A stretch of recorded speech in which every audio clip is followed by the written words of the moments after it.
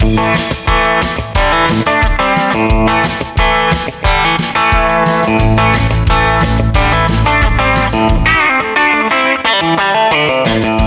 is the Great Alaska Hunting Podcast. I'm Dalton Gray. And I'm Ryan Humphreys. Broadcasting from our hometown of Fairbanks, Alaska. This show is brought to you by Stealthy Hunter. Thanks for listening and enjoy the show.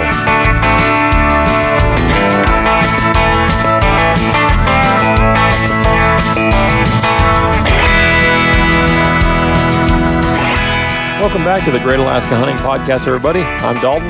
I'm Moe. We really should redo that because we both say our names in the intro of the show anyway. I know. You know, I was thinking about that the other day. I actually listened to the intro again while I was editing for some reason. And I was saying and then we say, and I'm Dalton and I'm Moe. Well, one of these days we'll get around to changing. Well, this is a great intro.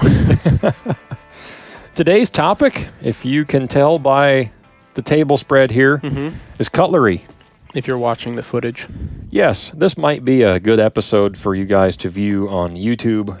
Or check in periodically if you're interested in something we talk about. Yeah, you can skip back and forth if you are listening to your podcasts through your earbuds on the job site, much like we do on a regular basis. But is the podcast available on Spotify on video usually? Or usually, sometimes it takes me a little while to get it updated. Okay. I haven't figured out a way to make it come out. So if you're same day yet. But. Yeah. So if you're listening to this on release day, then you'll probably want to check it out on YouTube if you'd like to see what we're talking about in this episode, which is knives.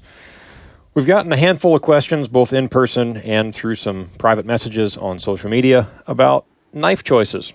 And if you are at all familiar with the hunting industry, you are aware of the fact that it is flooded with fine cutlery choices. Everybody has a new super steel that they're advertising, and every company says that they're doing it better than the last. And while I think that there are a lot of good things out there, there probably isn't a one single best brand necessarily. But how dare you say that? There are a couple that seem to do it better than most, and it might not be the brands that you're thinking. Any thoughts or input on that? But I heard a hunting influencer say that only this certain brand was the best. I'm not sure of which you speak, but... Well, there's been multiples and multiple different brands. Anytime I see or hear someone that is sponsored by a particular company and then they tell me that this is the absolute best product in this category that they've ever seen, I automatically don't believe them. I take it with a grain of salt depending on who it is. Right. But I don't start out and go, well, I guess I believe them. Yeah. I have to do my research. Yep. Whereas if it's an independent review, then I'm liable to take it a bit more seriously, although there are some people that we know in the industry that we know on a little bit closer level that we tend to trust their opinions more on the subject. But we are not sponsored by any company, period. End of story. Cut off statement. No more to add. We have partners, not sponsors. And that's intentional for a lot of reasons, but I think we discussed that a little bit in the last episode there with Dennis from Initial Ascent. That gives us the freedom of speech, which is why we live in this country. Yep. Well, that and, a lot of other reasons. And the freedom to keep and bear arms. Right, which gives us the freedom of speech. Yeah, and to keep knives, because they can't take my knife away from me while I'm holding a gun on them. Yeah. It would be a really cool moment to pull a gun out and say freedom to keep and bear arms. Do you know that there are rules in certain states about blade length that you can have on your person? Yes, I know. There's rules in this state. Right, but that's for age categories. Well, it has to do with concealed weapons. Yeah. So if you're legal to carry a concealed weapon in this state, then you're legal to carry a knife. Right, but most varieties as far as I've never heard it enforced, but over, I don't remember what the 11 inches total, I believe. I don't remember. It can't be concealed. I don't recall. Which means any part of it covered. Yeah, I don't recall. Yeah. Anyway, good thing we don't live in the UK. Moving right along. So we have a lot of different knives here. These are all knives that we own. Nobody sent us these, although we'd be happy to try stuff out. Oh, yeah, we would absolutely. But we're not going to guarantee that if someone sends us a product to talk about, that we're not going to just pee all over your parade. We'll try not to, but... And that's why most of those people that do independent reviews don't get sent a lot of product unless the product is known to be reputable. and they have a lot of faith in their product, and so they're willing to send it out. If a company will not send out a product, sometimes that's a little bit of a red flag. Yeah, sometimes they're just like, why? We sell plenty anyway. Right, and there is also that, which I have an interesting tidbit for you off camera that we can talk about that in a different category in the industry. But these are all knives that Mo and I own, and we've used, I'm looking across the table here, I think we've used almost everything that's on the table here in hunting in Alaska. Most of them. These are all collected over a wide number of years. About the last 10 years or so is when, well, this one came into my pack. Hey, I don't see your Bear Grylls knife. I never used that one hunting. That Oh, was that's- more of like a teenager, had to have it because it was a cool knife. I figured I just had to I throw was it out about there. 16 when I bought that baby. Yeah. So, for knives for use in hunting, you don't need to spend $300+ What? I know. It's a huge spoiler. But what about the goat knife? You don't have to show your wife this episode. So, for all the wives out there, you guys just play this portion. You need a $300 knife if you're going to do any big game hunting. There you go. Now take that clip, send it to your wife. Now back to reality. You really don't need a top-of-the-line expensive knife. However, it is nice. Yeah. If you have the ability to buy something nice, it is nice to have something a bit higher quality. And there are some good options there to buy that are in the middle ground, and we'll talk about some of those. So what we're going to do today is just quickly run through. This will probably be a little bit of a shorter episode today compared to our normal. But we're just going to burn through a few of these knives, and we're going to talk about some of the different steels that are being used, what we like, what has worked but we don't use anymore and why, different steels and what they're better at, and then what we kind of have gravitated towards using more lately and different applications and so on. So we're going to kind of go through categories here of price point. So on the lower end of the price scale, this was one of the first knives that I ever bought as a teenager for hunting when we came back to the States. This is a Cabela's Guide edition of a buck knife. Hold that up to the camera there. It has a rubberized textured handle with a little bit of a tooth down there to the front of the handle that kind of keeps your index finger from sliding up onto the blade, which is really nice. Yeah. It's a nice feature, especially when things get slippery and bloody and whatnot. Let me see that. This is, I think I assume this is the model number, a buck 692. That's probably the model number. Probably, yeah. I didn't verify it. Or that's the steel type or something. The steel type is on that side. S30V. Yeah, Yep. so that is S30. And that's not an extremely expensive knife, but it's not super cheap either. It's kind of one of those middle-of-the-road options, but it's one of the cheaper ones that we have on the table. It's a good knife for a starter, I think. It's not light. I would not recommend carrying it backpacking unless it's the only one you had. On your belt. The weight doesn't count if it's on your belt. Right, right. Much like we don't really factor in boot weight. Or bino harness weight. Right. So this one I used on the first moose that I ever shot when I was a teenager. I drew a youth hunt tag for, I think it was just a cow tag. Yep, I remember that. And I shot a cow. My dad was with me, and I helped him in the process of cutting up that moose. And then I believe I used this knife on the first black bear that I was with you that you shot. I helped you with that when we got it back to your dad's garage. I'm starting to remember that now, yeah. And then I used it on my black bear, my first black bear the very next day, and also your dad's black bear later on that night. So I got a little bit of use out of the knife. I still have it. I'm somewhat sentimental when it comes to things like knives. I like having a lot of them because, well, I just like them. Yeah, they're because we're not not in as Great Britain. You don't have to have a permit to own a kitchen knife here. So, do you have to have a kitchen knife permit? In Great Britain? Sounds like something they would do. It's getting to that point. That's why we seceded. I don't have to know because I don't live there. But knives are cheaper than guns. Therefore, we can collect them a lot easier. Some of them are. Some of them. Yeah. Unless you're buying high points. Well, that's true. Which, in that case... Some knives are cheaper than some guns. It's about to be... This knife might, in the future, be worth more than a SIG 320, if you think about it. I don't think so. I don't know. I have an opinion on that I'll probably get a lot of hate for, but, whatever. Let's keep that one in the back pocket. Yeah, we can talk about that one later. not to segue back into the knives, but you can keep this one on your belt. That's true. I like that. So S30V, let's talk about that really quick. Okay. If you had to describe S30V in a nutshell, what would you describe it as? Scale of 1 to 10. Popularity, scale of 1 to 10. Oh, boy. Quality overall. Because you've done a lot of reading on knife steels, especially lately because you've been on the hunt for a knife. Yeah, okay. S30V. I've done more reading on other knife steels, but so scale of 1 to 10 popularity, I'd say in cheaper knives, it's on the higher end of the scale. So when you say cheaper, you mean $200 or less? Yeah, something like that. Yeah. I don't mean cheap knives. I don't even mean like even that one necessarily. Most knives of probably in that price range wouldn't maybe even have something as good as S30V. S30V, I think it's one of the, if you're not trying to spend $300 on a knife, it's probably one of the best deals you can get. I agree. Yeah, S30V is very common in that middle of the road price point, and that can be anywhere from $150 up to maybe like $225 or $250 even, depending on the manufacturer. For the most part, S30V is a great knife steel, but it's not as well known for its edge retention in the knife world when compared to newer options, newer or higher quality. I think it has a really good edge retention overall, better than a lot of traditional hunting knives. Right. And it takes an edge fine as long as you have a good diamond sharpener.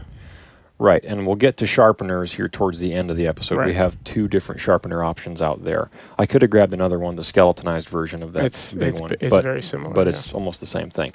So that's a good option on that spectrum, right? Now, to be fair, I have not carried that knife or used it hunting in a long time because, well, several different reasons. The rubberized handle doesn't really provide much grip like it's advertised to, right? I think we've all kind of fallen into that trap at one point or another. It looks good. It feels good when it's dry. It feels nice and tacky. But when it gets covered up in blood and guts and grease, then it gets kind of slippery. Yeah. But it's a good option to start. And if that's all you've got, for something like caribou, moose, even stuff like that, it's nice to have a little bit longer blade. Yeah. You do have that tooth sticking down in front of your index finger to keep you from sliding forward. So that is kind of a counter. You can do a lot of cutting and skinning rapidly with a knife like that. Right. It's a good option in that starter range. And S30, for the money and in that category, S30V is a fine steel for that. The other option, if you want to go super old school, now this knife has a lot of corrosion, and we'll get to that in a second. This knife has not the original handle on it. This is an old knife. Yeah. This belonged to my grandfather. And it is, I believe it's made by Russell. Okay. And this is more of like a traditional Skinner / fleshing knife. Very traditional style. Very old design, very old blade profile. It's nice and rounded, got a lot of belly to it. And I've fleshed a number of bears with it. It's not great steel. It's just cheap steel. I think you could probably go to a kitchen supply store or something like that and buy a knife like this with a cheap wooden handle for $50, maybe $75.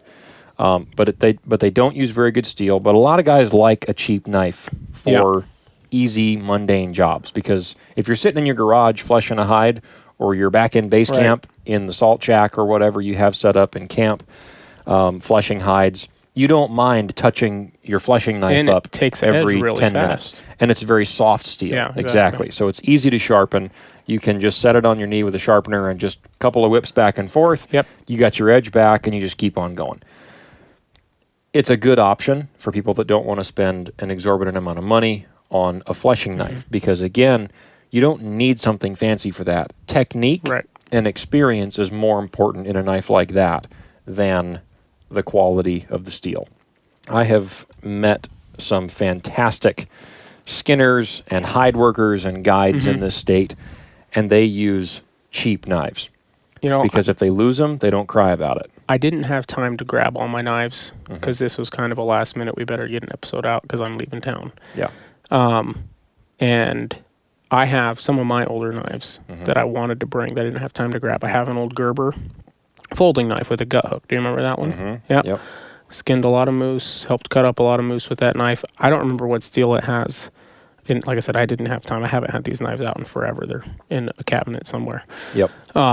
It was the same thing. It had this nice rubbery until it got greasy, and then it would slip.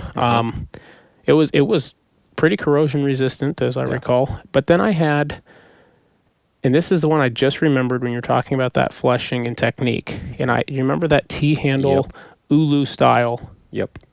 If you don't know what Ulu style is, it's like you hold if you're holding the knife like this, the blade is right in front of your hand. Yep. So that you can just swipe like that, and with the blade in front of your hand here, you're just taking material off like that. Yeah. And I loved that knife. Yeah. Cheap steel.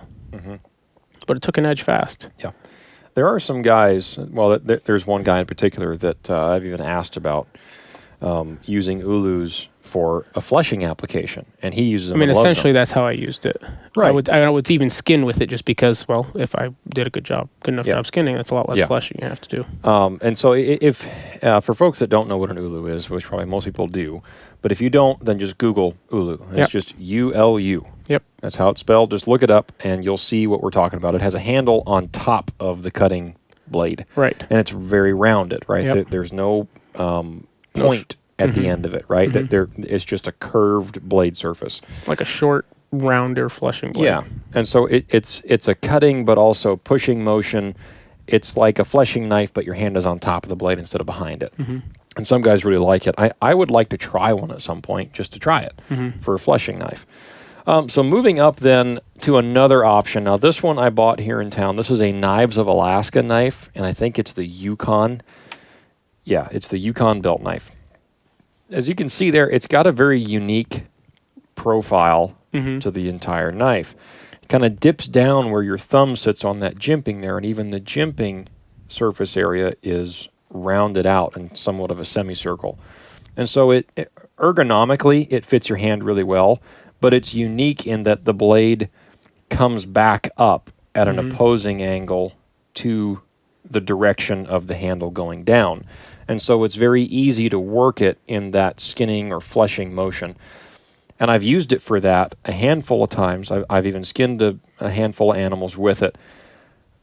And it works really well for it, even though the blade, if you just look at the blade profile, it looks relatively straight, but it has a very slight angle that it continues on that constant belly angle all the way out to the tip.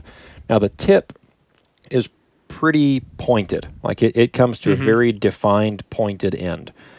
But it's very reinforced. It's not thin out at the end, and it's a very hard steel. So this is actually made out of D2 tool steel, which is a very much so like a harder type of steel when compared to something like an S30 or an S35. So it tends to hold an edge reasonably well from what I've used it in, but it's a little bit harder to sharpen. It's as hard to sharpen, I think, as something like the Benchmade Altitude, which uses S90 V, which is a very hard steel compared to S30, 35, or 45. So the D2 tool steel, I think it's cheaper as a raw material, almost positive of that, especially compared to something like a MagnaCut steel. Obviously, a tool steel is usually going to be cheaper, but the D2 tool steel is relatively impact resistant. It's probably more impact resistant, I would say, than something like an S30 or an S35. So I've been able to get up against bones and really carve stuff off. Well, if I'm deboning meat, this does not tend to lose an edge very fast. And it doesn't stick against the bone when you're trying to take because it's not very soft. The downside to that is it's a little bit more tedious to sharpen. It takes a bit more time to grind that edge back on there. And so because of that, when I've used this knife, after the first time or two that I used it, I just got to the point where I would just touch it up before I felt it start to lose an edge. So every 15, 20 minutes or so, I would stop, touch it up a little bit, a few strops across the sharpener, and then just keep going. And I found that worked really well with this particular steel. Whereas other steels that we'll get to later are much easier to sharpen even after they get dull. So the Knives of Alaska brand is, I think they make a good quality product. I bought my wife one of their longer bladed, almost like a fillet knife. Okay. But we use it for deboning. It's really handy for that. And I believe it's the same steel. It feels like the same steel. But I think they make a good product, and they're not in that super expensive price range. As a matter of fact, I just had this one pulled up just to verify what steel it was.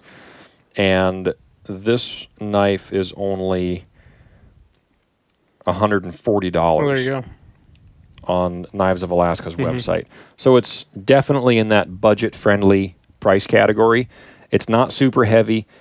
I don't think it really fits well into that backpacking category, but there's a lot of hunts, especially for us in Alaska even, that we're not backpacking and living out of our pack on. Like for a moose hunting camp knife or caribou knife, or any kind of hunt where you have the ability to bring more stuff, I would bring something like this, a bit heftier, bigger, fills my hand a bit better, and it's just a little bit easier of a knife to like flesh and skin with. Not everybody loves a long bladed knife. I think it has its purpose. But then again, for certain applications, you don't need a big knife to do a big job, and we'll get to that when we get to these over here. So Knives of Alaska, good option. I've used it enough to know that I like it, and I was just telling you before we even started recording, I'm going to go back to using it for a few things, even for some of the stuff that I have planned this year. Right. Next price category up, we have some knives from White River. So these are, I believe they are all S30 VN S35. steel. S35, you're right.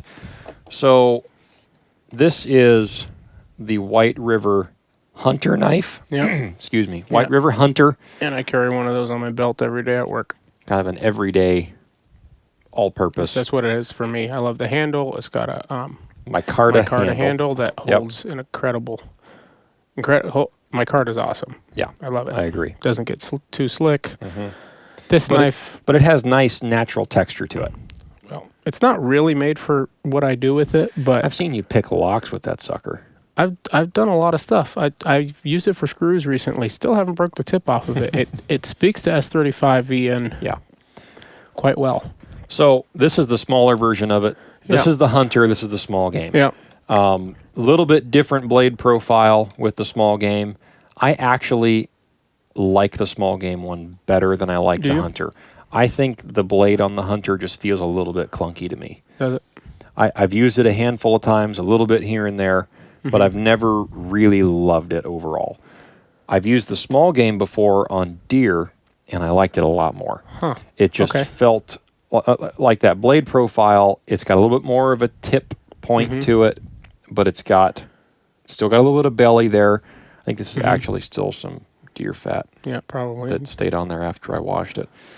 But very similar knives here, the Hunter and the small game from White River, and these are also, I would say, in that more affordable price category. These ones all came with leather sheaths. They now come with Snap Kydex sheaths. I think there was something with the manufacturing of the leather, and something happened at the plant or the assembly shop, and so they stopped doing the leather sheaths. Kydex is a little better than leather because my sheath that I've been carrying for 2-3 years now is worn through, and the knife blade sticks out. Hasn't cut me yet, so. Is there a flashlight on in your pocket there? There is. I just noticed that, so I'm fixing it right now. You getting a little warm there? No, it's not on that bright, but its battery's probably dead. Fenix, you made a good flashlight, but the button sucks. Because it comes in on my pocket. Yeah. So this is also made by White River. This is S30 steel. That's why I thought S30 on the other ones. But this is the Sendero bush knife. Yeah. Is that correct? Yeah. Also, micarta. It's a little bit different texture micarta. This might be cloth micarta. I think that sounds right. It nonetheless, it is a little bit different. But it's got that extension down behind the blade in front of your index finger, much like that Cabela's knife does. And a little bit of jimping there. I would have liked to have seen more aggressive jimping. I'm a big fan of jimping, and we'll get to that a little bit later with some of the nicer knives that we've got to show here.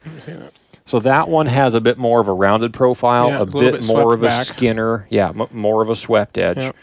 And it's a better knife than, say, something like the Hunter or the small game for just the skinner application. So I've skinned deer and bear with this, and I've skinned deer and bear with a Hunter. Mm-hmm. I prefer this for bear, and I prefer that for deer. I could see that. Yeah. It's a definite possibility. I did that. I did it that way on purpose because, well, when you were killing a bunch of deer, and I had both knives, so I was, and I killed a couple of bears that year, and I was doing the same thing. Yeah. And I much prefer this, although I still have to find mine. Oh, you still haven't recovered? I still haven't. I think it's in my dad's shop somewhere. It's the last place I remember seeing it. But so that one goes up a bit more in price. S30V. Yes, that one's S30. These are S35. Yeah. I will say this. I used this or attempted to use this on a moose a few years ago. And I had a really, really hard time keeping it sharp. Okay. I would get it like hair-popping sharp, like spend a couple of minutes sharpening it, and then get back into the moose, and I couldn't get it to hold a satisfactory edge. I have a few theories on that. I have since come to the point where I prefer a bit longer bladed knife when I'm doing moose. Yep, I can see that. Especially, so that moose in particular was a client's bull that he had shot, and so I had to skin it out for a shoulder mount. And so there was a lot of skinning on the back, making that dorsal cut. Well, and that moose hide can be tough on your blades. Super thick, super tough on your blade. Yeah. Even just skinning, if you're close skinning it, which is just a habit for me. But just getting through the hair and then running it up to the base of the skull and then making your Y cuts out to the antlers, all of that, I mean, it took me way longer than it should have with this knife and with the Hunter, because I had both of them with me. And I eventually ended up going to a different knife altogether because I got tired of having this one lose an edge. I think it's the treatment. Treatment probably has a lot to do with it.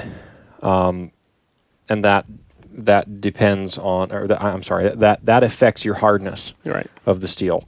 And so when you see something on a knife and they have, let's just say S30 VN steel, and then they'll have Rockwell hardness as another description of the steel. HRC, or just HRC sometimes, That tells you what the heat treatment was, which determines how hard the steel is, which helps a lot with edge retention.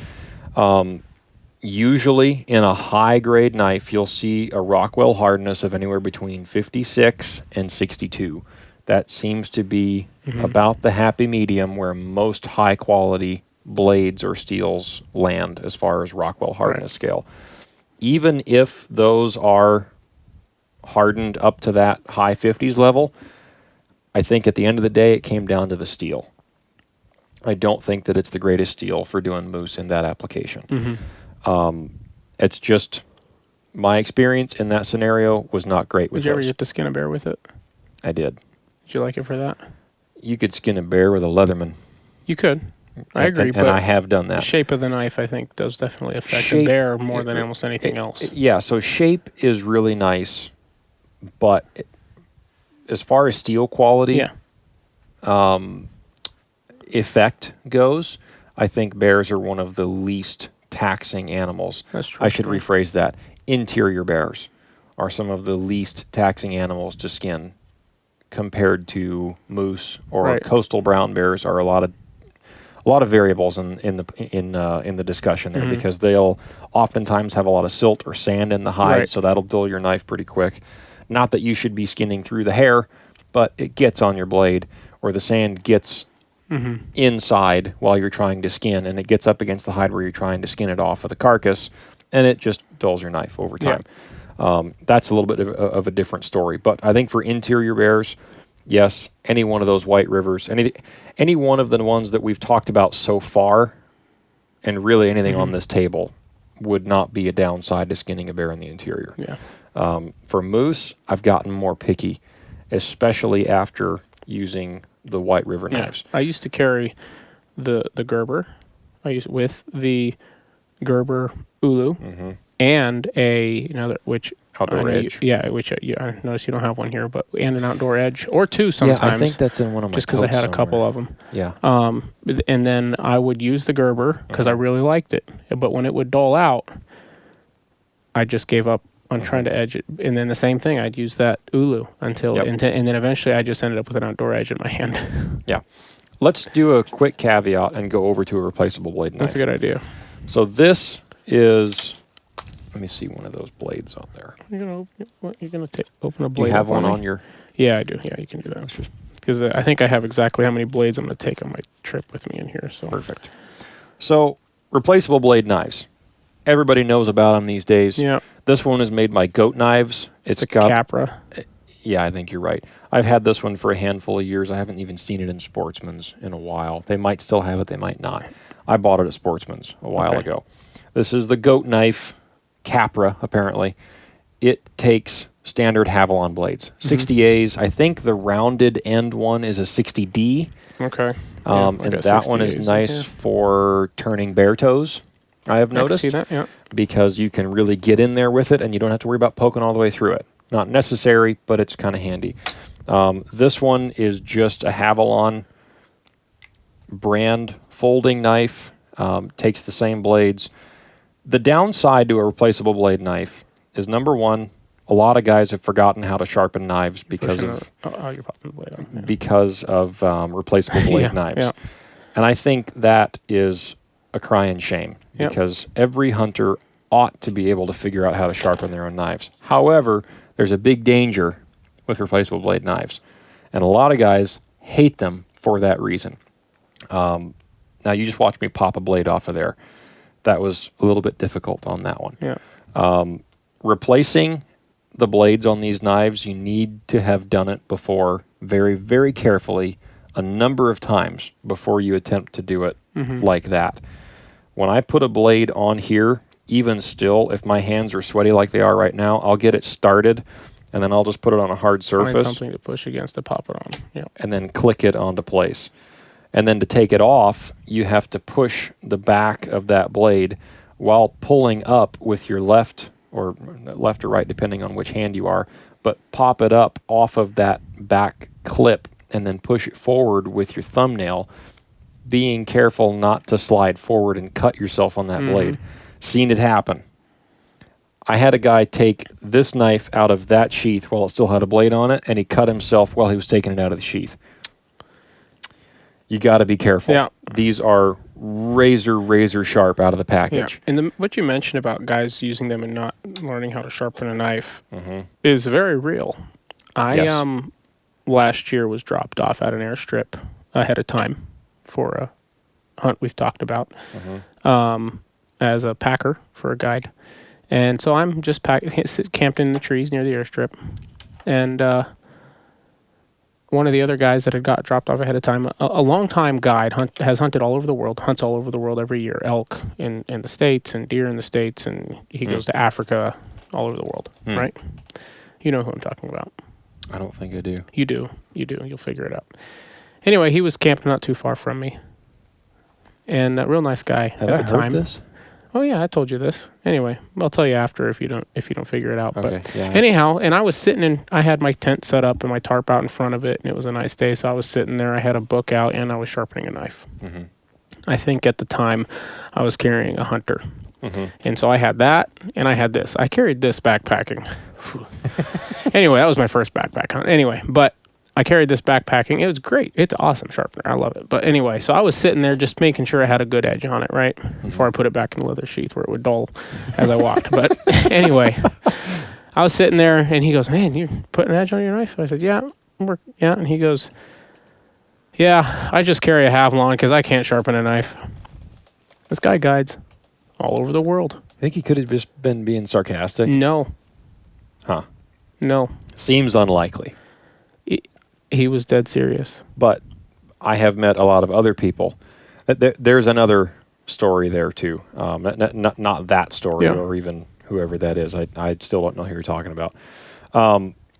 Another person that has said repeatedly before that they don't like sharpening knives. So they will bring a fixed blade, do as much as they can with a fixed blade, and then switch to a replaceable knife. And then they won't even attempt to sharpen their fixed blade knife until they can get it home and get someone else to help them with it. Or put it on a work sharp or something. That doesn't really make any sense to me. If you have a fixed blade knife, you should be able to sharpen it. That doesn't really add up in my mind because it's not hard. Now, if you're having issues with sharpening a knife, I understand it. And maybe my perspective is skewed because I use a cheater sharpener. But that's why I say what I say, because there are so many good sharpener options out there with built-in bevel guides that really you don't have any excuse to not be able to know how to sharpen a knife nowadays. If you are just trying to eyeball your bevel as you go along a sharpening rod or even a flat stone, I can understand that because that takes a lot of time and practice. But with a bevel guide on a sharpener, it is how to sharpen a knife for dummies. It is super, super easy. Makes it easy. You don't have to think about it. A bunch of different people that have seen me use that, and I've showed it to them like, hey, do you have one of these, or have you ever heard of these? There's a lot of guys that I've met that went out and bought one of those things because they're like, what, $30 or I think less? This one's more like 40 or 50 for the big one. And then the skeletonized one is even cheaper than that. The light one's like 20 or $30. Yeah. So for that price, you have the ability to get your knife back to shaving sharp easily. Right. With a little bit of practice. Right. But really, you don't even have to practice with it. It's all about blade pressure. Anyway, back to replaceable blade knives. Why would we use these? Detail work. Detail work. And for me, backpacking, I'm already limited, right? Yep. So this year I'm going to carry this, and this. Yep. Okay. So this knife is handy for skinning. Don't spoil that one. But I won't. Okay. But I don't really I really don't want to use this for anything else in camp ever. Okay. Right? Yep. Maybe cleaning the fingernails, but that's about it. Yeah. Okay. And there's a knife on this, but this is more of like fingernail cleaner. Yeah, exactly. Backup. It's a backup knife for anything, but for me this knife comes into play when I need to do surgery on myself. That has the potential. I've done it. Yep. And it's also a backup. It's detail work. It has a lot of uses. You can do everything you need to do with this. With that. Exactly. And it weighs, I think with the blades in this and the case, it's like 3.5 ounces. Yeah. Super light. Yeah. How much does... I get this, I guess, for the longer handle, but I'm not using this enough to need this, is the way I look at it. Some guys, this is all they carry. And so then it makes sense to use a longer handle. And I've told you my opinion of the capper and the bit thing in it. And I've never even taken one out of there. I think it's kind of dumb personally, but whatever, you do you. Not you, but whoever. Yeah, if you like it, great. Tell me why. Don't give us a bad review because I said that, please. I didn't buy this knife because it has the little Allen I think keys they stopped in there. selling the one without them. I wouldn't even know. I was looking at their website. That's how I knew what it was called. That's how in touch I am with it. But I bought this one instead of using a regular folding Havalon because I like the long tang on the handle. No, I understand. Because I can use it like a pencil for like turning ears, something like that, right? Or turning lips or noses or whatever. Just detail work. But there are guys and gals that use a Havalon or an outdoor edge replaceable razor knife for everything. Like, there are guys that will use a Havalon to take an entire moose apart. The danger with using a replaceable blade knife, especially a Havalon, because, and just open that one up one more time, the danger that you have with a Havalon is the clip attaches to the spine of the knife maybe about halfway of the cutting blade. And then this up top is very, very flexible. Like, that's not a lot of pressure, okay?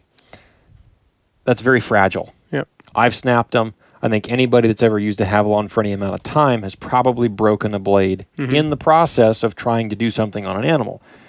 The danger to that is you snap off a blade inside of an animal trying to do something, and you hear that tink, and it snaps off, and then you can't find it. Yep. Now you've got half of a razor blade in that animal somewhere, and you have to find it before it finds you. This is a long version of a scalpel. Right. which makes it even more dangerous than a scalpel. It is extremely It's more sharp. pointed. Yep. And it works really good for cutting out a ingrown toenail. That's right. I forgot you did that last year. That's how I had to use it. But after doing that, I realized because it's sharp enough and it's pointed enough and it's thin and it's small, right, I was able to get in there. Yeah, it hurt. And it was a brand new sterile blade. Yes, exactly. And I can pull one out of a package and boom, I have a sterile blade. Yeah. I can just go to town. Yeah. Right? Because of that, like, to me, that, yes, I carry a first aid kit and all that stuff, but being able to, if I need to do something with a knife, hopefully it's not worse than an ingrown toenail, but you never know, right? Yeah, you never know. And then, I never even really got it taken care of properly. When I got home, I just did it better with the Havalon. It hasn't been a problem since. I'll show you how tough I am. You don't get the reference, do you? I don't think so, no. Okay, so that's replaceable blade knives. I think they have their place depending on the hunt. Sometimes I'll have one with me. Sometimes I don't. I always did like an outdoor edge. Yeah. The outdoor edges are nice. And if you're not familiar with those, I'm sorry we don't have one here on the table to show you guys. Look them up. Outdoor edge, replaceable blade knives. If I was going to skin a whole animal with a replaceable blade knife, it wouldn't be with this. It would be an outdoor edge. Absolutely. Yeah. I totally agree with you. Because the spine of the blade is much more supported towards the end of the blade. It's a bigger blade. You'd have a very hard time breaking that blade. Right. Yeah, absolutely. And I think that their clip and unclip retention system is a lot safer than a Havalon is. So consider those if you're not interested in a fixed blade that you have to sharpen and maintain. Right. It's almost akin to having a weapon on a hunt that you have to wipe down and oil on a regular basis. Like a woodstock, blued steel rifle. Takes maintenance. If you don't maintain it, it's going to get nasty. It's not going to look nice. It's going to start to corrode. Yeah. The stock might start to swell, which might happen anyway. But that's the case with a fixed blade knife. You have to be able to maintain it. You have to be able to maintain that edge if you want to keep on using it for a long period of time or over a large animal, over the process there. If you don't want to do that, then I think outdoor edge or Havalon are both good options. But for a do-all, I think outdoor edge is probably a safer option. And they have multiple blade options for depending on what you want to do they with it. They even have some longer... Like boning blades, Yeah, I've seen those. I would highly recommend that over a Havalon. Yeah, for the do-it-all purpose. Yes, and they're very easy to resharpen. Yeah. Well, and that's another thing, So you can take 5 to the field with you, use them, go through your animal, go home, sharpen your blades. If even if you just want to do that and not sharpen in the field. I do understand that too. Yeah. I think for sheep hunting, a Havalon is a fine choice. I would say, that's because true. It's a smaller animal. Even for blacktail hunting up here. It's a lighter knife overall. It's lighter. Carrying it for sheep hunting, I would choose a Havalon. Yeah. And I have used Havalons on sheep. But different purposes. Anyway, moving on to the next category of fixed blades. Here we have 3 knives made by a company that I would say up until a handful of years ago, probably both of us would have said, wow, those are probably the best knives you can buy in the store. And maybe even still are to an extent. It was the best brand recognition, still has some of the best brand recognition. And of course, we're talking about Benchmade. Yeah. They've been around, known, proven quality, but they come with a price tag. Now, here's where we make our price jump. Yeah. Relative to other options, Benchmade is known for their price tags. But that's because they're supposed to be super high quality, right? Yeah. Question mark? Well, yeah, it's a Benchmade. Don't you remember when your dad got a Benchmade and you got to tell all your friends about the Benchmade your dad got? I don't think my dad even has a Benchmade. You know what I mean, though. When somebody would get a Benchmade and everybody would... He's actually into making knives. I know. He makes his own knives. Yeah. He's into that. So this is a Benchmade. I think it's called the Steep Country. For those of you on the internet, you can roast me if I'm wrong. This is S30V. Yeah. However, it seems to hold an edge much better than the aforementioned S30V knives that we've talked about in this episode. I've used this on a handful of animals, several caribou. I bought it actually just before a caribou hunt. And then I ended up using it a bunch on one of our gangbuster deer hunt years where we shot a pile of them. Okay. And I used this knife a ton on deer. Now, to be fair, deer are not hard on knives if you use your brain. Right. I don't do a whole lot of scraping bone when I'm skinning an animal. And I've seen some guys just absolutely go to town and just... or they're trying to cut the head off, and they're borderline trying to push their knife through through a vertebrae. Instead of just... figuring out where to cut. Wiggling the head after everything else is done. Yeah. Okay, cut there, cut there, cut there. Snap, pop. Doesn't that feel better, sir? And then you pull the head off. Right. Which I never have gotten paid for one of those adjustments either. I have taken my knife when I've gotten to that point. Mm-hmm. Sometimes I'm tired and I just shove it right in there. It works. It does work. Yeah, but then that edge is just but by that time, it's the last thing you're doing anyway. Yes, and in the time and place, it's nice to be able to do that. I'm not saying you should do that. I've never done that. You've never done that? Never. Okay. Well, I hate doing that to knives. I can understand. I'm very particular with my knives. So you do that with an outdoor edge, and you just replace your blade. Which are very strong blades, by the way. I've done it, and I have not broke one. So feature-wise, this knife is an upgrade over some of the other ones we've talked about in two particular places. Number one, the jimping is a lot better. There are two spots on the top of this blade where there are jimping indents. And I like that because I can extend my index finger up there like so to get a better grip around the front of the knife, and it gives you a better reference point when you're up inside the chest cavity trying to get something out if I'm trying to pull the guts out. Without sticking your finger over the tip of the blade. Right. Yeah. And I can feel, I have a lot better feel of exactly where the end of the blade is inside of there, especially if I have two hands up in there and I'm pulling on something with my left hand and I'm cutting with my right. I know where that blade is at the whole process through it. I also like to skin with that at times. I'll have my index finger on there and work my wrist like that, or back towards me like that. So I like the double jimping idea, and I wish more companies did that. And the jimping on the back of the handle is really nice too. That big jimping that one's got. Yeah, kind of like big bumps there. Yeah. The rubberized texture on this is far superior to the first one that we talked about. That Cabela's one that has that rubberized finish on the handle. This is actually sticky when it's dry, and it's still tacky when it's wet, but it's also got some little ridge bumps there on the bottom of the handle that also help to kind of bite into your fingers and helps you maintain your grip on the knife. It also has some depressions there on either side of the front of the handle, so you can kind of pinch it there with your index finger and your thumb and work it like that if you'd like to. And it's got a small indent to protect your index finger from sliding forward onto the blade. This knife is not even very expensive. And I would go as far as to say, for what the knives on the table are here that we have, the best knife for the money is this knife. What's the price tag on that one? I can verify for you, but I don't think, well, before I say it, Benchmade Steep Country. Oh, right here it says benchmade.com. Does it really have a link on there? Yeah. Well, it's not a link. It's a I'm sorry. URL. You're right. So, $180. Wow. So, I mean, you said it was more expensive, but... Not really. Not really.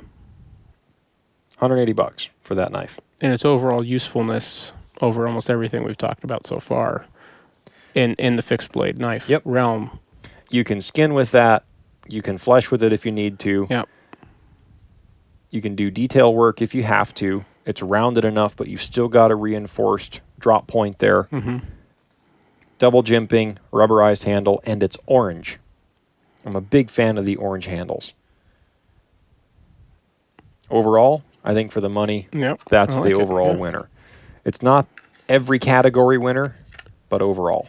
I've never used that one on a moose. So I think the next one we should talk about is this one. Yes. Because it's a very, very, it's the same steel. Yep. It says 30V. This is the Hidden Canyon. Yep. And they make a bigger version of this. It's the something else Canyon, I think. Yeah. So you can see a size difference. They're very, very similar knives. Yep. This one's got a little bit more belly to it. Same jimping, just it's smaller. They're both S30V. This has a wood handle, but the wood handle doesn't really get slick. Yeah. And with the profile of the base, I skinned your bear with this. Yeah. This year, and I loved it. It held a edge great, and I like, honestly, I almost like this one better because the handle's a lot smaller, and I like to hold a knife like this, where my fingers using that forward jimping. Yeah, where my finger is straight out in front, and so my finger's being canted back here. There's not as much room on a knife like this for them to grip it as well. It's just a little bit more comfortable. Sure, it's a smaller blade, but I do like to run, especially reaching up inside of a cavity. I do like to run my finger on the back. But and I mean, it's the same thing. It's got the relief cuts on the sides. It's got the jimping on the back of the handle. Very similar, just a more compact version of the Steep Country. And they make a bigger version of this one as well. Yep. With a little bigger handle, a little bigger blade. And that one's not terribly expensive either. No, it's not. I think it might be the same or maybe slightly more money for that one, but very similar price points. Then moving up to what we talked a little bit about earlier, and I have not pulled this thing out in forever. This is the Benchmade Altitude. At one point in time... You loved that knife. No, I wasn't going to say that. No? Sorry, that didn't come out right. I like the knife fine. But at one point in time, I think it was probably 60% of people in hunt films that I saw on mountain hunts were carrying one of these knives. I remember when you got it, you sort of talked about like you loved it a lot. They were everywhere. Yeah. Everywhere. Because it's a skeletonized, super lightweight, little miniature carbon fiber scales. Is that lightweight, though? Well, we'll get to that later. Yeah, I know. Get to that later. I know. A little bit of foreshadowing, though. Yeah. Double jimping. Yeah. All orange. Made for an ultralight backpacking mountain hunt application. But notice the rigidity of the knife overall. Pretty stiff for what it is, right? You would expect that to be a lot more flexible. That's S90V steel.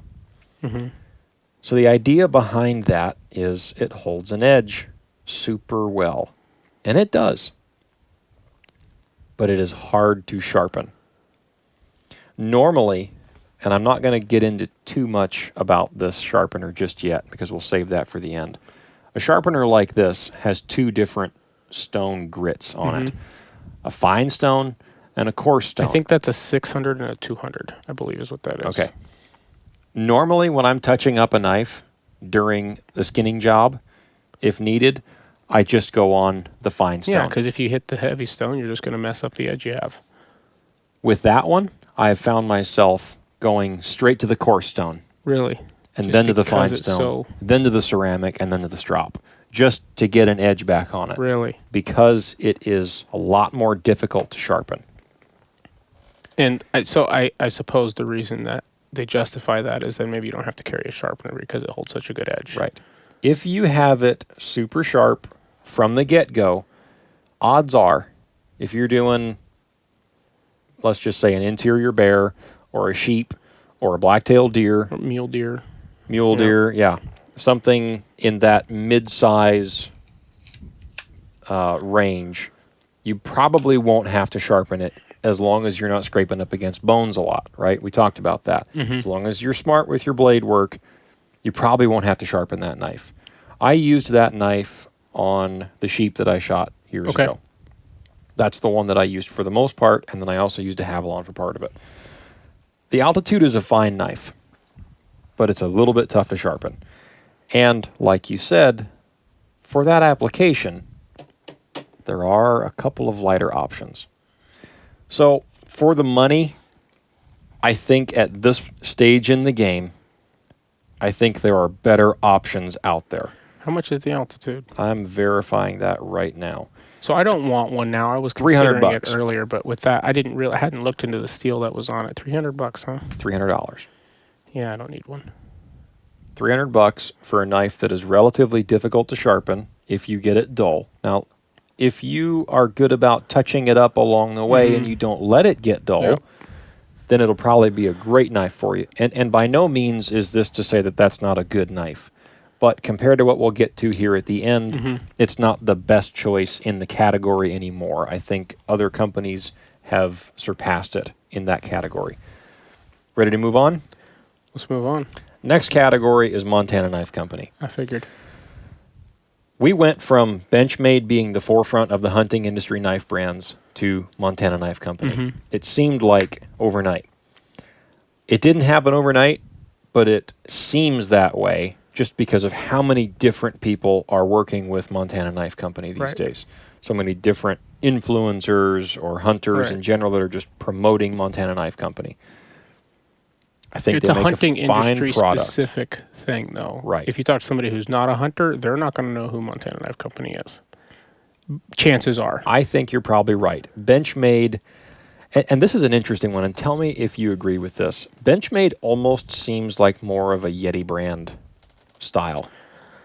Yes, they're just in the knife category for the most part, but they're not just in the hunting industry. I know what you mean. Right? Okay. For it across industry. Right. Yeah. No, I absolutely agree. I think they always have been. That's what I mean. When I was a kid and my friend's dad got a Benchmade, like it was a big deal, right? And it didn't mean it was hunting knife. It was probably his belt knife or his pocket knife. There's a lot of I've got a Benchmade, right? A lot of different categories there, and you couldn't top that. It didn't matter what you had. Yep. And they do a good job of cross-category production. Yep. Got a lot of stuff in the fishing side of things. A lot of fillet knives. They make a lot of really good stuff. I think they even have some diving knives, if I'm not mistaken. They do. They've got all kinds of diving different knives, actually, for a particular use case, which we will talk about at some point. You never told me about this. But as far as just the hunting industry is concerned, it seems like Montana Knife Company has the baton, and they are well ahead of the pack. Yeah. And good for them. So the first Montana Knife Company knife that I ever got, I found on an airstrip. I did not buy this knife. Therefore, it is not warrantyable. Is that the mini speed goat? Yes. And I think this is the original. I don't know, because I didn't buy it. I found it. So it's not 2.0? I found it in the bushes. I almost stepped on it.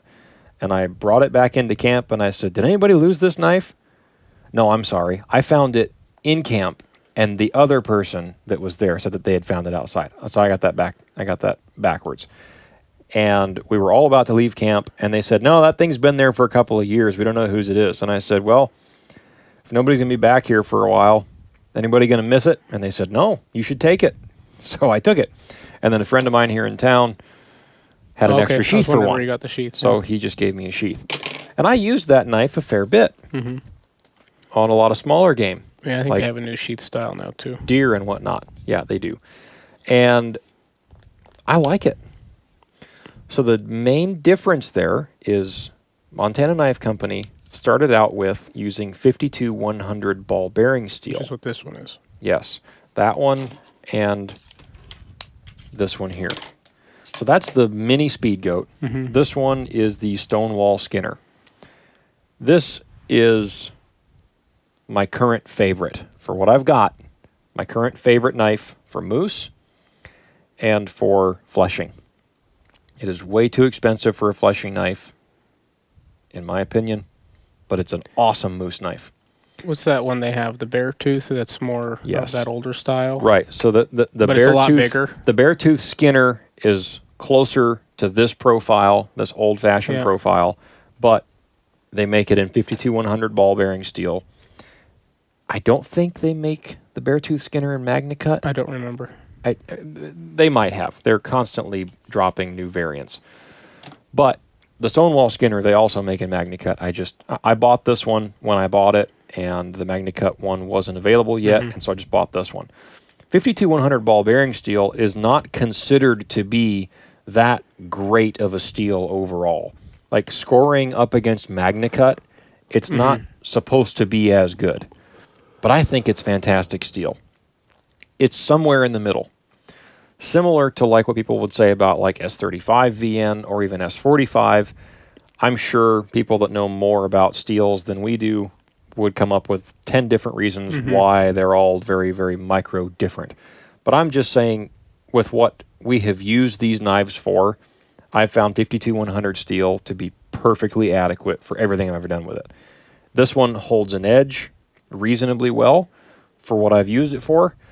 It's a nice skinner. It is the longest knife blade of any of these here. And like I said earlier about having a longer blade length for using on moose, I used this one on my bull last year, and it was phenomenal. I did the entire moose and sharpened this knife twice. Wow. And it was not dull. It was just a touch-up. That's impressive to me, especially after the last bull that I had taken apart a year or two prior. With the other knives, it didn't do anywhere nearly as well as this one did. So there's something to be said for edge retention. And whatever 52-100 is, I don't... Combined with the treatment that combined with the treatment, right. And keep in mind, I'm sharpening all of these to the same 20-degree angle for the bevel. They're all sharpened to the same angle. And most knives are 20 degrees, give or take a little on the angle. And if they're not a perfect 20, then after you sharpen them once or twice to that angle, they will be that angle. And that's a very common bevel angle on knives. This one I really, really like for big things, for moose. For bears, it's a bit excessive as a skinner, but because of the profile and the edge quality that I get with this one, I find myself using it on big brown bears as a skinner. It's just nice because I've got a long working edge here.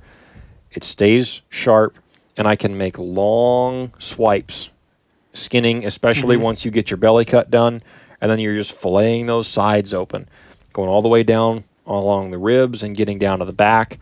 Those long cuts, long sweeping cuts, this is awesome for that because you're not going to run into that tip until you get, because I'm starting here, and I can get all the way out to there before I have that tip, which is the downfall of a knife like this with a lot shorter working belly. Yeah. This is the Speed Goat, just the normal Speed Goat. This one is in MagnaCut. Is that the Speed Goat 2.0 then?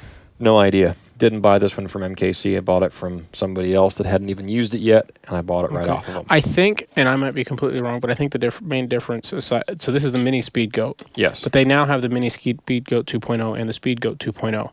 And I believe this is an original Speed Goat. And if you notice, there's no little tang to stop, finger stop on the bottom. Yes. And there is on that. This one does have that. I believe that is the primary difference. Okay. I might be wrong, but...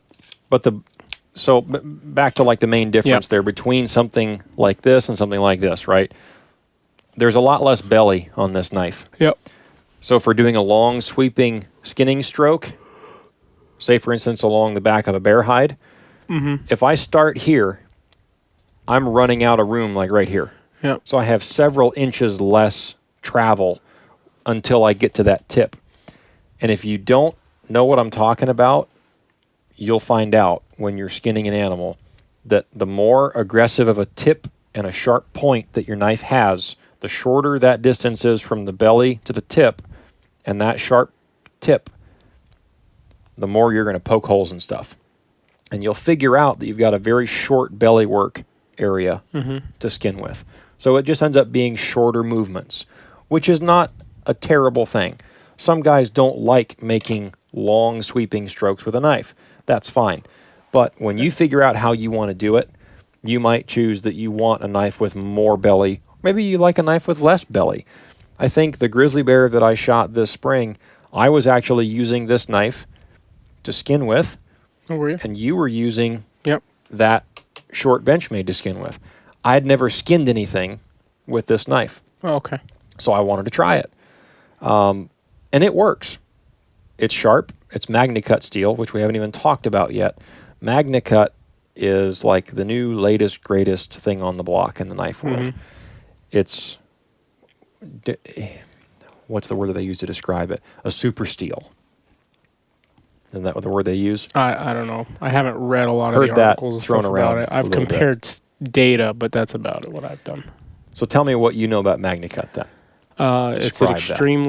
It's extremely corrosion resistant and strong. Yep. And it has good edge retention. Yep. It does everything that 52-100 will do, but a little bit better in almost every category. I want to say that there was a category. I haven't compared it to 52-100. Okay. I think there is one downfall to MagnaCut, and it's not coming to mind.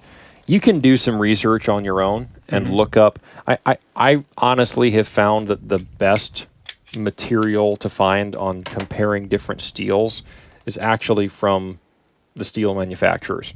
And finding charts of hardness, which can vary from different production companies, right? You can have two different knives that are both made with S35VN, but if one has a Rockwell hardness of 50 and another one has a Rockwell hardness of 62, there's going to be a big difference there in edge retention. 50 to 55. Big difference in edge retention there. So that does matter a lot. But you can find, if all things are equal, you can find charts of where certain steels excel over the others. And 52-100 is not a bad steel. But MKC, Montana Knife Company, has made, I think at this point, probably most of their knives with a version in MagnaCut that they release from time to time. Especially their smaller, more common use. This is more of a specialty use knife. I agree. Yeah. This is designed as a backpacking knife. Yeah. But it's way more use case for most people than a big knife like this is. Right. If I didn't have the potential to shoot moose and or big brown bears on the coast, I probably wouldn't have any use for this knife. I kind of want to buy that Super Cup. It's more of like a bushcraft. I know, but they make it in MagnaCut. It's a big knife. It'd be a fine knife, but it just... Yeah. Are you even a man if you don't carry a 5-inch blade on your belt? I don't really measure it in that, but moving right along. Yeah. So the Montana Knife Company knives, I think they make a fine quality product. They do. And I think that they've done a good job of advertising specifically for hunters. Now they're coming out with some different like tactical application knives, and I don't have any of those. That's not really my jam. Not that I wouldn't ever have one. I just don't have one. But for the most part, they are known for and advertising in the hunting space. And I think they're doing a great job at it. But when you jump from knives that we've talked about so far, with the exception of the Benchmade Altitude, the MKC knives are automatically more expensive. The Speed Goats aren't that expensive. Right. I think you can get a mini Speed Goat 2.0 in MagnaCut for like $200. I think it's about $225. I think the mini Speed Goat is $200. Okay. And this regular Speed Goat's $225. Right. They're full-size knives, like the Stonewall Skinner. Lot more, yes. The Super Cub. Yes. And I forgive me, but I don't know a lot of the other model names. So they have a smaller, something probably more that would fit along these lines, the stub horn. It might be just a little smaller than this, and I think it's like $250 or something like that. Okay.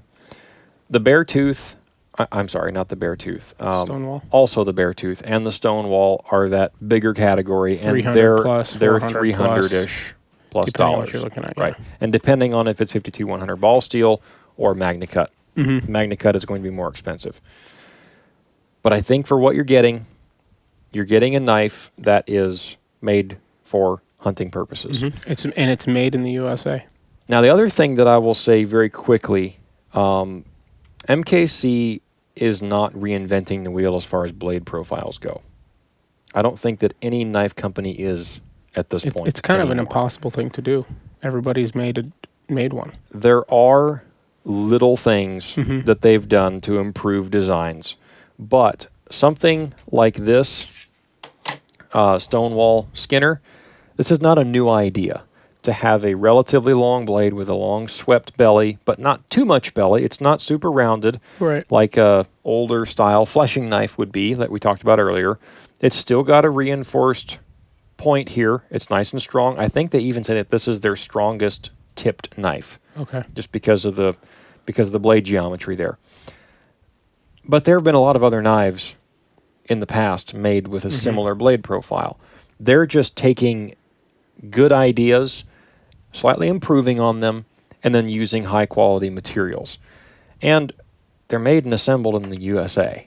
Not just made and assembled. I believe every piece and part is sourced in the U.S. Made and assembled from start to finish. Yes, exactly. Every piece is made in the U.S. Part, yeah. And they are in Montana. Yep.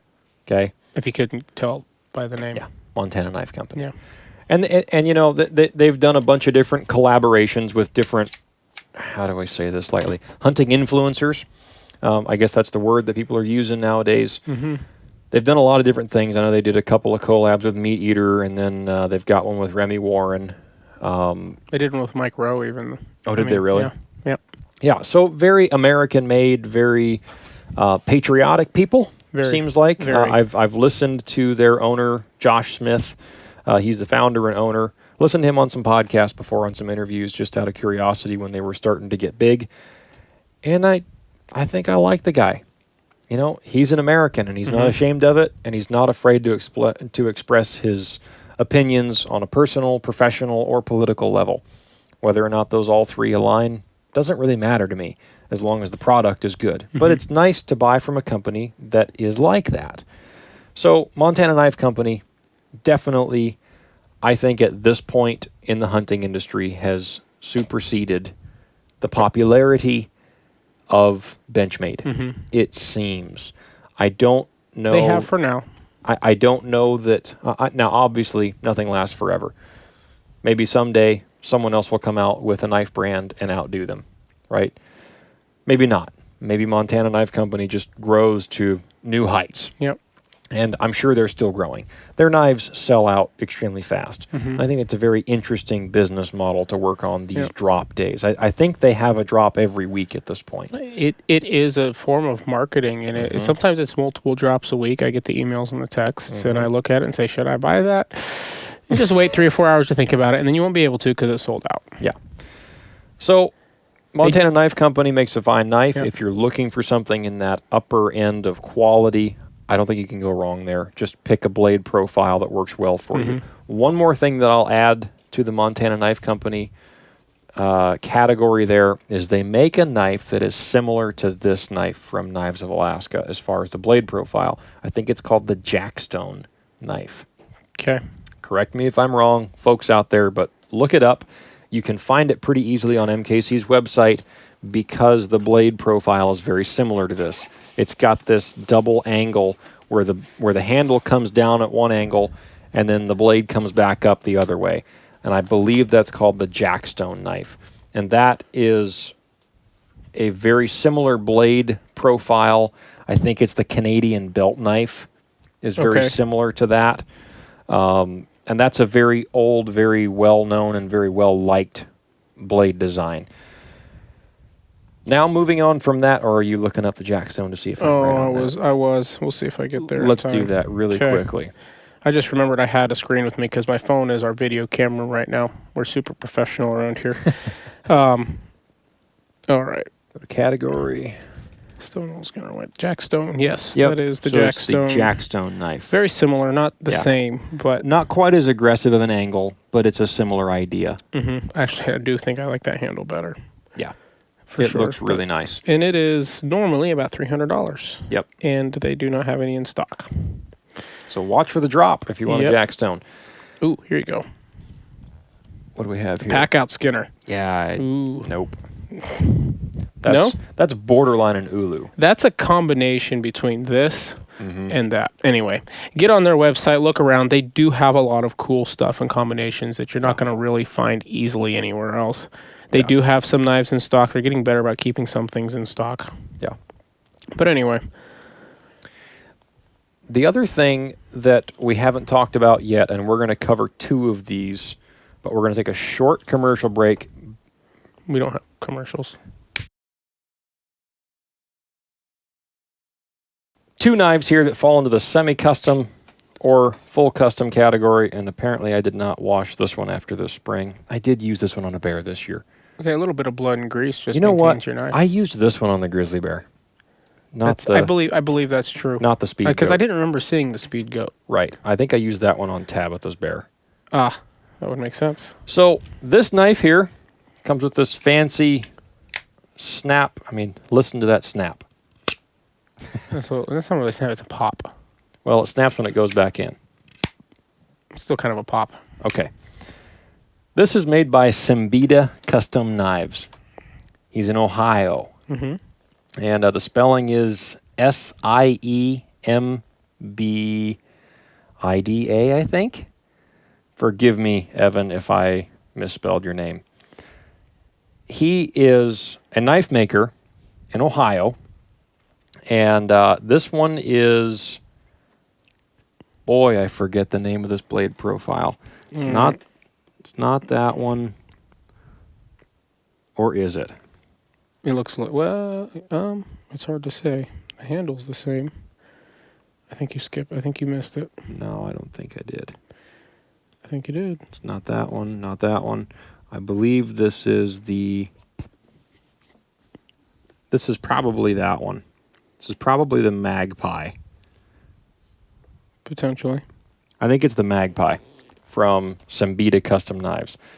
Now, the reason for buying a custom knife made to whatever you want is you can choose handle material, you can choose blade steel, you can get some custom things done, right? You can have it made your way.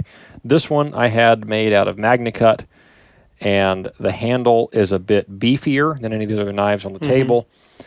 It is like a SureTech or Sure Grip handle material, and it does stay super tacky even when you're doing some greasy bear skinning. I really like this knife. It is heavy compared to some other options on the table, but it's nice. It's a very filling handle profile. Some people don't like it. I've had a couple different people handle it and just see how they like it. It is a longer handle. It sticks out the back of my hand even when I'm gripping it like that. There is no jimping on it. I think I probably could have asked him for it, and he probably would have done it, but I didn't ask for it in particular for that to be done. But it's a nice knife. MagnaCut steel, obviously we've already talked about that. It is super, super nice. I used this on my deer last year, on a handful of them, and then this spring on a couple different bears. I used this one on a brown bear this spring too on the coast, and it was awesome. Holds an edge really, really well.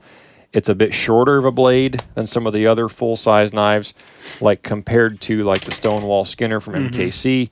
It's a lot shorter blade than that, and it's more of a straight blade profile. It's just a traditional profile blade, and I like it. It's very strong. It's very stiff, and you can't see this in the video, but on the back of the handle, there are two black lines on either side of the steel, and those black lines are glow-in-the-dark. So if it's exposed to light, man. And then you have it on the floor of your tent somewhere, it looks kind of cool. And that was a custom option, and I'd seen a couple of pictures of them on his website, and I said, hey, can I get that? So he threw them in there. Super nice knife. However, when you go into a custom knife, you're going to pay more money because it's all handmade to order, so it's more expensive. This was in that $400+ range. But for the fit in my hand and for the quality and for getting MagnaCut in that knife, and it's a custom-made sheath for it, and the sheath has a little snap lock on your belt or on your pack strap, which is how I have mine oriented right now. And this is a nice positive retention, so that knife is not coming out unless you put your thumb on the top of the sheath, and it's got a little curve right there, and you push-pull. Then you can pop it right out. Usually, when I'm hunting, I've got this one. Obviously, I'm on a backpack hunt, but if I'm hunting and I've got this knife with me, it's kind of nice to have a knife handy sometimes for a handful of different reasons. I like to have this one on my pack strap on my left side. So I've got it over here, gripping it there. It's nice to have that option. I think that's a very high-quality knife. Simbita Custom Knives does a run of knives specifically for the Backcountry Hunting podcast with Joseph von Benedict. Okay. I think that one's called the Northern Shrike. And it's a similar overall blade profile and design to this knife that I've got here, but it's not the exact one. But he does a limited edition run every once in a while if you listen to Joseph's podcast, and then you can hear when they're doing a knife drop on Simbita's website. And did I spell that right? I did. Siembida, Simbita Custom Knives. So if you're looking for a custom knife, give him a look. Give him a call. He's got his number on his website there. perfectly nice guy to talk to, easy to work with, and reasonable lead times if you get in line. He had a cancellation, and he had an early opening, and so I was able to sneak in there and get one made pretty quick.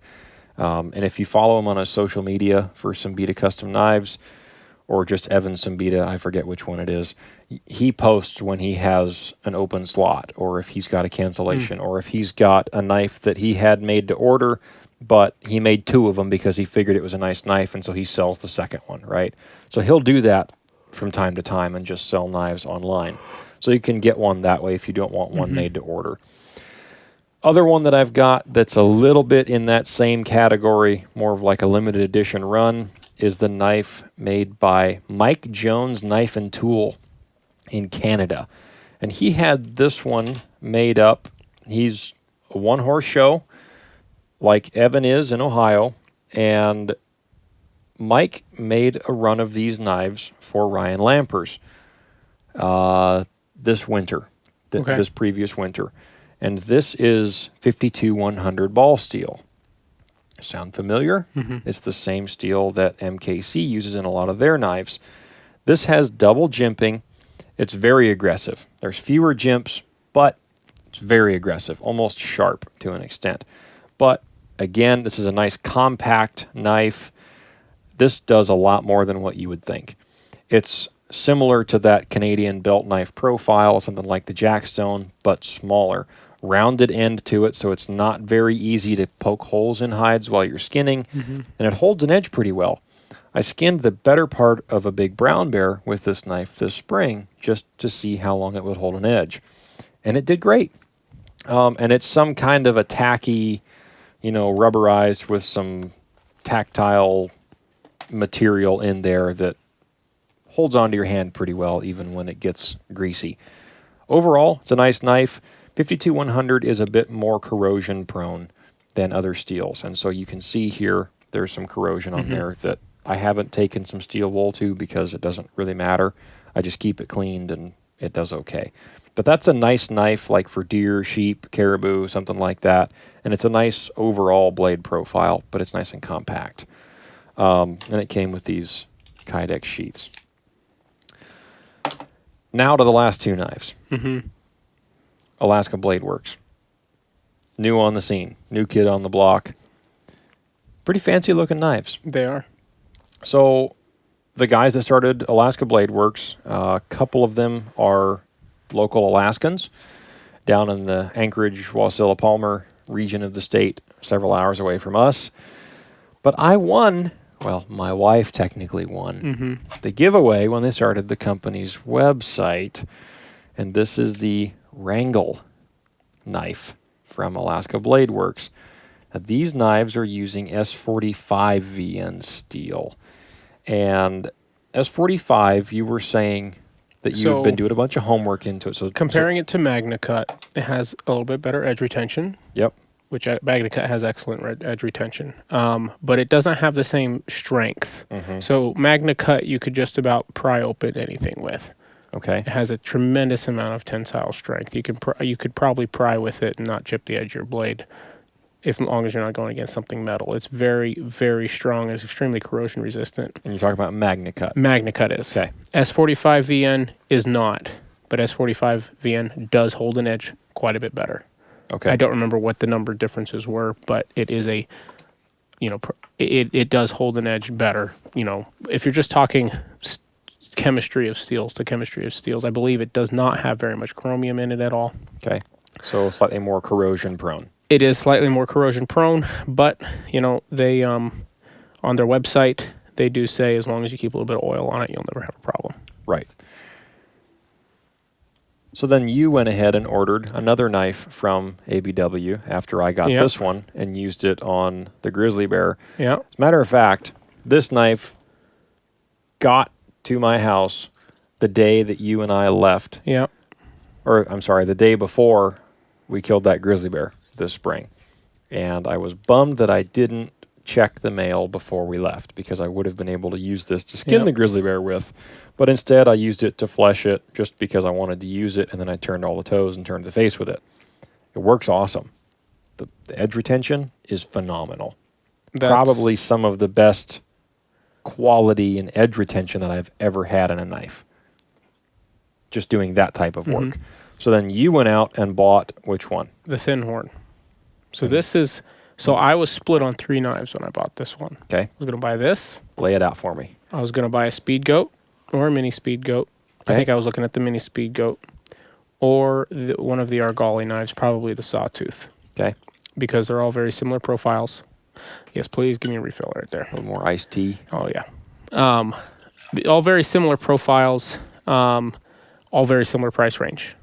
Okay. I think the Sawtooth is the most expensive from Argali. They're all very similar weights. I think this one is under 2 ounces without the sheath.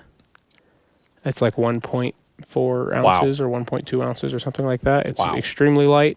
The handle is skeletonized underneath the paracord. And then the sheath itself was quite heavy when I received it. However, it had the same little steel clip that yours does on it. And I'm pretty sure that was about the same weight as the knife. So I took it off because I'm not going to carry this on anything it needs to clip to anyway. It's going to stay in my cut kit in my pack or kill kit in my pack. But it was $200. $200 for S45 steel. S45 VN. I'm sorry. It doesn't say that on the knife, but that is what it is. So this one has actual scales on it, whereas that one has paracord. I'm sure you can save. Micarta? I believe it is. Yes, I'm almost positive it is. And then micarta's heavy. Yeah, is a heavy material. So if I strip the scales off of it and put some cordage around it, I could probably shave a little bit of weight. But this one is a touch bigger. When we found out that we had won the giveaway, I actually sent them a message and requested that knife, and they were kind enough to send it to me. Super nice of them. And I love the knife. I think the size is great. To me, nice. it's just bigger enough from the Speed Goat from MKC. Right. And if you compare just a touch bigger. The mini Speed Goat, you're looking at almost the same thing. Just a touch bigger. And right. A little bit straighter profile. Yep. A little bit more pointy. And again, the Wrangle and the Thin Horn, those are not completely revolutionary brand new blade profile ideas. It's just taking an existing good blade profile, adding a couple of things to it, and again, they've got that little finger stop. Yeah, index stop there at the back of the blade. I really like that. Really like that a lot. Keeps you from sliding forward onto the blade while you're doing stuff, especially if you're pushing. And the scale cutouts and texture on the Wrangle are really nice as well. It's not crazy. It's not overly done. It's not sharp edges. It's all nicely ground and rounded. And again, both of these have the double jimping areas. So forward, you can really get your index up there and even work this longer one like that. On the Thin Horn, it's even easier to do that for detail work. I like that a lot. I think for a fixed blade, I know that for a fixed blade, if you and I were going sheep hunting tomorrow, each of us would bring our respective version of this knife. That is what this was purchased for, was my sheep hunt this year. Yeah. And if I was going sheep hunting this year, oh, the lamentations of sheep season this year for me. Yeah. That's okay. I'm doing something else. If I was going sheep hunting, or I should say when I go sheep hunting next, this is the fixed blade that I'll take. It's a bit big. It's a bit overkill for needing to use it on a sheep. But you're still counting in single-digit differences in ounces, whereas I would guess it's about 2 ounces more. Right. Still, to most people, that's not going to make a little bit of difference. Ounces turn into pounds. They do. I'm just giving you a hard time. They do. Yeah. And I'm not arguing with you, but for most of the time, most people aren't going to care. I'm one of those people. If I can have a little bit better grip texture with these micarta scales, a little bit longer blade edge to work with, because you also have to consider the fact I would rather skin a bear and work a bear with this knife than that. You can do it with a Thin Horn, but I would rather do it with this. Agree. Yep. Also caribou, which is a potential for a bonus. I think I'd be okay with this on a caribou. Again, I think I'd be fine. It would work. I agree. Once you're into the bigger critters, right, a bigger knife is nicer. Just a little bit bigger. This one, I think, is the perfect all-around ultralight knife. Yeah. I mean, I do have potential to shoot a caribou this year. Or one of two different species of bears. That is true. One or the other, actually. Mm-hmm. Yeah. Yep. So, or a moose, but I don't really want to pack that on my back. No, don't shoot a moose in there. I did see one at 4,000 feet last year where I was hunting. Mm-hmm. I did not want to shoot it. Them up high there before. It was a nice, decent-sized moose, probably 40 plus. Kapow! That would suck. Hey, Dalton. You'd say, nope. Nope. Yeah. Have fun, buddy. I'll meet you at the house to help you cut it up and then take some of the meat off your hands. Mm-hmm. So, I guess to wrap it all up with the knife discussion, Alaska Blade Works, if you are in Alaska and you want to support a new Alaska-based company, Alaska Blade Works is making some fine quality products. They don't have too many options. They're very simple. They're very use case oriented. And they have a very specific lineup. They have more that they're going to come out with. Yep. They have they're going to do some kind of tactical knife, things like that. Which I'm interested to see what they do. Yep. Seems like a natural progression. Yep. But for the hunting specific knives that they have out currently, they've got a Kodiak model that is similar to something like the Stonewall Skinner. Similar, not the same, but similar. Then they have the Unimac, which is a bit even more belly. I know a guy that used a thin horn on a ram last year and the Unimac on a moose last year when they were still not out yet. It's a 5.5 inch blade, right? Yeah, I think you're right. I think I think the Unimac is about 5.5 inches, and he loved the Unimac for moose, and he loved the thin horn for his ram, and he did the entire ram with a thin horn. And I don't think he had to sharpen it. I don't think he did, but if he did, it was just a little bit of a touch-up. But I think for specific use cases for Alaska, these guys are Alaska hunters. Yep. Okay? I know the two of them are, for sure. The other one, I know is involved, but he's not like the other two guys. Two of the three owners of Alaska Blade Works live up here and hunt up here like it's going out of style. They're killers. And I think it's nice to see an Alaska branded company that is building knives specifically for the things that we like to do. So I think going forward, this entire spread, anything on this table will work for anything that we've talked about with the exception of this giant flesher knife, right? Anything else on the table, you could use it for anything that we've talked about for Alaska hunting purposes. It'd be hard to cape something out with that one. Yeah, exactly. You're going to have a hard time poking through the hide with that one. Keeps going down. But you could take the Stonewall Skinner on a sheep hunt. Oh, yeah, you could. You could.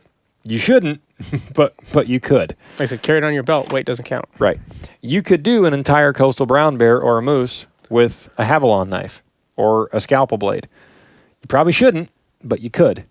But I think if you have the option to pick and choose different knives for different applications, it's nice to have a brand like Alaska Blade Works that is building knives with Alaska in mind, specifically for what we're doing. I love that. Right. I've chatted back and forth with one of the guys there. They're great guys. They're doing a good thing, and we want to do whatever we can just because we're Alaskans too, and we like seeing that kind of thing. I like seeing Alaska-based hunting companies pop up. Anyone who's on our side as far as defending hunting and promoting hunting, I want to get behind them as long as they're not complete morons, right? But other than that, we're all on the same team here. For the most part, we're all fighting for the same team. And I just really like the knives. Yep. Obviously, we've only gotten the chance to use one of them on one animal so far for half of the job. Or, I guess, depending on how you percentage out how much of a job fleshing and turning toes and face and everything else is, it's actually more work than the actual skinning is. But nonetheless, the steel holds up great, and you can tend to dull a knife out pretty quick, especially the tip when you're doing a lot of that carving out toe bones and stuff like that. And I even took all the meat off the skull with that knife. scraping up against bone, intentionally seeing how's it going to handle this scraping on bone and kind of ticking up against stuff.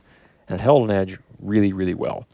So we'll continue to use them, but if you're looking for specific use cases for Alaska knives, I would give those a check. And they're reasonably priced, especially compared to what everybody else is pricing out knives of that quality and that steel quality on the market that we've talked about previously in this episode. I think it's a fair price point, and especially the thin horn being $200. I think the Wrangell is up closer to $300, and a couple of the other ones are at or above $300. But again, that's fair market value in my book. If you compare it to anything from MKC, you're right in the same line, and some of them are actually less. Yeah, so exactly. I think they're less actually than a lot of what's on the market for other stuff. Well, and part of that is the cost of MagnaCut. S45 is cheaper. Yeah. Competitively priced is what I would call it. Yeah. S45 VN is a cheaper steel, so you're going to find that knife, a similar knife, and it's should be cheaper. Well, should we go sharpeners or? I think we should go sharpeners. Okay. Kind of to round this one out. Okay. This is, if you want to hear about this. The Leatherman Skeletool. The Skeletool CX. The Leatherman Bit Kit. And the White River Knives Hunter. And how it got a four-wheeler a long way out of the field. Tune into whenever we record that episode in the future. It might not be the next one, but it could be. Just depending. Yeah, it probably won't be the next one. I think it's going to be a later winter recording. But a little bit of an adventure this past weekend. Yeah, see what you did there. Yeah. See what I did there. Yeah, look at that. Take a fat kid at Kmart. But you can do a lot with a few bits in a Leatherman. So then let's just do this. If you're going to look out for that episode in particular, watch for the title, Fixing a Four-Wheeler with a Skeletool. Oh, there you go. And we'll title it that, and that'll be the episode. It's the great Moe's Mechanical. The Backcountry Mechanic. Yeah. So then sharpeners. We'll round this one out, no pun intended, with sharpeners. So Work Sharp has become extremely popular lately. And this is I bought this several years ago and told you needed to buy one. I had a version of it. You had the lightweight one that has, I think it has a 300 grit or a 400 grit. I think it's like a 400 grit. So it's not as fine as this is, and it's not as rough as this is. It shoots the middle. It's got like a 300 or 400 grit on one side and a ceramic on the other. That's all it is. Yep. This one is significantly heavier. I can't remember what it weighs. It's at least 5 or 6 ounces. Yep. And then that one's like a cup, 1 or 2. Yeah. Less than 2 probably. And this one weighs about the same as that one. Don't you have one of these? I do. Something similar? Yep. What would you call this? I've always called it my butterfly sharpener. Yeah. It's like, that like one's a diamond. Knife. Yeah, it's just a diamond. And they make that one in different I do not remember what of grit. Because it doesn't say on it. I do not remember. I think I was trying to figure it out. They're probably color-coded too. They probably are. I should look it up. So I think mine's blue. How fine is this one? I think this one's might be a little bit finer than mine. I've got a blue one. That is something important with a MagnaCut or with an S45 VN blade. You do want a diamond sharpener. Otherwise, you're not going to have much luck putting an edge back on it quickly. Yeah. But anyway, this is probably what I'm going to carry sheep hunting this year. Yep. It's light. I love this one. It's got the strop. It's got the 2 grits. You can actually pop these off. They're magnetic. Still got the instructions in there because I never do it. But if you are a bow hunter, you've got your broadhead so you can wrenches screw them in or out. In there, so you don't cut your fingers all the crap while you're trying to take your broadheads off and sharpen them in the field. Hey, well, at least you know it's sharp. That's true. Yeah. Ever gone to try to do the arm hair test and hit a too steep of an angle by accident? Just cut yourself wide open. Yeah. It happens from time to time to some people. Is he smart like me? Anyway, it's got multiple ceramic types on it. It's got it's got a ridged one. It's got one for your fish hooks, and it's got one for just a flat one. So if you like the flat one, or if you like the ridged one, depending on the kind of hone you want your knife to have. Right. I typically just run the flat. Yeah, me too. It's got the strop. I haven't actually added a polishing compound to this in a while. It still has one on it a little bit. I usually use it, run it back. You run it backwards on there. But here, you want to talk about the angle? That's your 20-degree bevel guide. Yeah. So let's just show that really quickly. I know we're wrapping this one up. So if you look closely, try to use the black background of the bear hide there. You have two angles here. They're both the same. They're both 20 degrees. So all you do is apply even pressure, line up your blade so that it is flat on there, and then make your stroke across there, maintaining the same angle. Yep. And the same pressure across the entire blade. It makes it quick and easy. And as long as you follow that, and you can just get into a rhythm. Obviously, it helps having it on a hard surface. Yep. Just like that. Add a little oil to that. Diamond helps tremendously as well. I don't like ticking the tip off the end like that. I don't know that it matters a ton. I like to just keep it on there. I'll go usually on the fine side, like I said.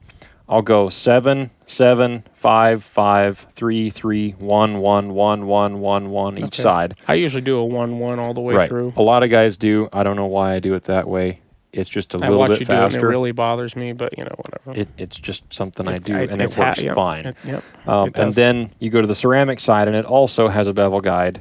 It's a little steeper. It's a 25 instead of a 20 for the ceramic side. Adding a hone. Right. Yeah. So you just match that bevel there, bring that back across, and then on the strop side, lay it almost flat, light pressure. And they have a guide on that side as well. You can drag your knife up this guide right here. Right.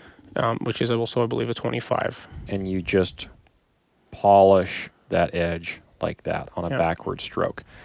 It's super handy. And you can get your knife sharper than you can ever imagine. Crazy within sharp. A very short period of time with that. Absolutely. And I'll take this on anything that's not a backpack hunt. Absolutely. If I'm going to sharpen a knife at home, this is what I have. Now, we should mention, as far as the diamond stone, it is flat. Yep. You need to practice with it and figure out exactly what bevel you need to be able to hold that at as you roll it across the sharpener. Yep.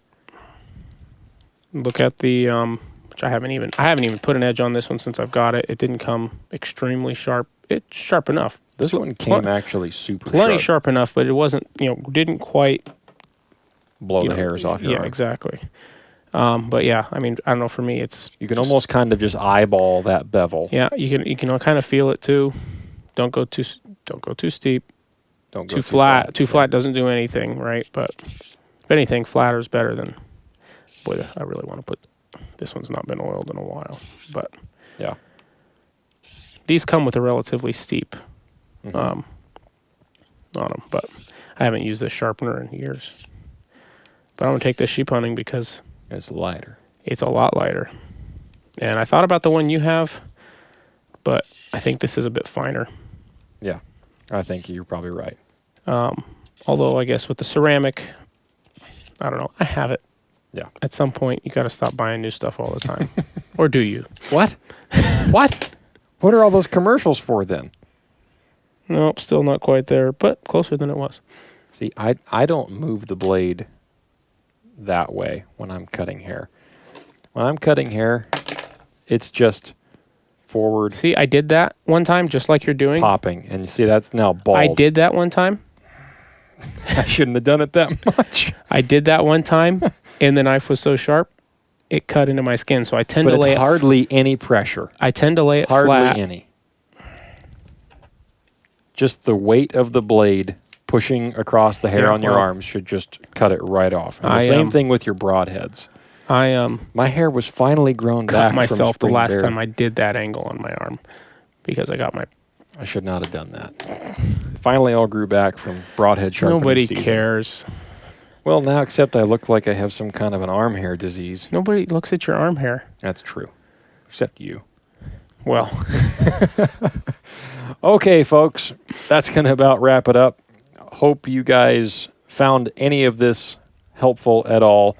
And if nothing else, go check out Alaska Blade Works. We're not affiliated with any of these companies in any way. We just like supporting the brands that we like. If you want more options and you like to tinker, Montana Knife Company makes a lot of great options. And really, there's a lot of great options out there, period. End of statement. But Alaska Blade Works, go check them out. They're a new company. Give them some love, as the people would say. And if you guys like the Great Alaska Hunting Podcast, if you would be so kind, the only way that we ask you to support our show is to leave a 5-star review or rating on whichever platform you're listening to us on. And a written review goes a long ways. We've gotten a handful of those again recently. Share it with a friend. We got to pump those numbers up. Like it. Those are rookie numbers. We got to pump those numbers up. And we can see the download numbers, folks. We know that the vast majority of people are not leaving reviews. So elbow your friend that you're listening to in the truck and say, go write him a review. I'm driving. Yeah, there you go. Yeah. So until 2 weeks from now, we wish you guys the best. Good luck. I know by the time this episode comes out, sheep season will be in swing here in Alaska. We wish you guys all the best of luck on your sheep hunts this year, and we would love to hear how your season goes. So send us a message. You can find me. Moe doesn't exist on Instagram anymore. I'm still there. He is completely gone. Oh, come He's never on there. I'm not on there very often. I've sent you some sweet reels, and you never even see them. I was thinking about making a post the other day. Or today. Yeah, you're just always on Twitter. I'm sorry, X. So if you want to get a message through to us, the easiest way to do that is to find either the Great Alaska Hunting Podcast Instagram page or my personal Instagram page. Yeah, because I probably won't see it. Dalton Gray AK is my handle. 3 months later, I'll see it. Yeah, exactly. So good luck out there. Thanks for listening, folks. Share the show with a friend, and we'll see you in 2 weeks. Happy hunting.